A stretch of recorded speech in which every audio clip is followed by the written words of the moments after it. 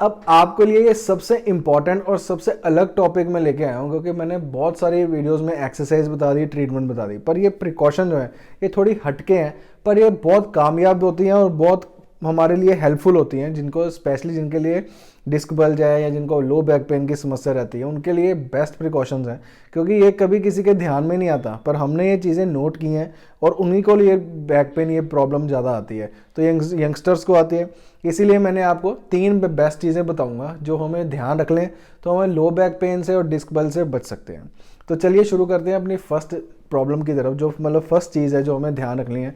तो सबसे पहले ध्यान रखना होता है हमने अपनी क्लोथिंग के लिए, तो ट्राउज़र और जीन्स किस तरह से होने चाहिए। तो सबसे इंपॉर्टेंट बात है, कभी भी लो वेस्ट जीन्स हमने नहीं पहननी है और ना ही ज़्यादा टाइट वाली पहननी है। इसका मैं रीज़न आपको बताता हूँ, क्योंकि रीज़न समझ आएगा तभी आप कोरिलेट कर पाएंगे कि हाँ ये मुझे होता है।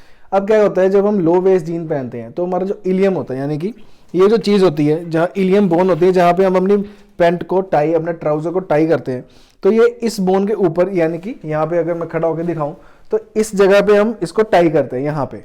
तो ये इलियम बोन जो होती है यहाँ पे, ये चीज़ हमारी ट्राउज़र को या जीन को सपोर्ट करके रखती है। अब जो लो वेस्ट जीन होती है वो इससे नीचे बांधी जाती है। अब जब ये इससे नीचे बांधी जाती है तो हमारी जो पेल्विस की मूवमेंट है, जैसे हमने जो वॉक करना है, लंबा कदम लेना है, चलना है, बैठना है, उठना है, वो हर टाइम पे ये हिंड्रेंस देगी, क्योंकि पेल्विस की मूवमेंट फ्री तभी हो सकेगी जब हमारा ट्राउजर यहाँ पे बंधा हुआ है इसके ऊपर। तो जब ट्राउजर इस लेवल पे बांधी जाती है तो क्या होती है, इसको ये मूवमेंट को हिंड्रेंस करती है। पेल्विस की जो मूवमेंट्स होती हैं, जैसे कई बार हम चलते हैं तो हमारा जो पेल्विस है वो एंटीरियरली रोटेट करता है, फिर पोस्टीरियर रोटेट करता है, इस तरह से रोटेशंस होती हैं। फिर एंटीरियर और पेल्विक टिल्ट होता है, उसको आगे की जाता है, फिर पीछे को रोटेट करता है। तो ये सारी रोटेशंस, फॉरवर्ड रोटेशन होता है, फिर बैकवर्ड रोटेशन होता है, ये सारी चीज़ें जो होती हैं चलते हुए इसकी ज़रूरत होती है। इसके लिए जब हमारा जो लो वेस्ट होता है वो यहाँ पे आता है तो ये मूवमेंट प्रॉपर हो नहीं पाती, तो हम क्या करते हैं, अपनी बॉडी को स्टिफ करते हैं। तो स्पाइन स्टिफ होती है, जिसकी वजह से आप सबकी एमआरआई, जो यंगस्टर्स होते हैं मोस्टली एमआरआई में लिखा है लॉस ऑफ लंबर लॉर्डोसिस, वो इसी की वजह से होता है। जब हमारी ये पेल्विस जो मूवमेंट है ये प्रॉपर नहीं होगी, जब टिल्टिंग प्रॉपर नहीं है तो उसका जितना वो कंपनसेट करेगा ऊपर की तरफ, वैसे ही हमारा कर्वेचर बदलने शुरू हो जाते हैं।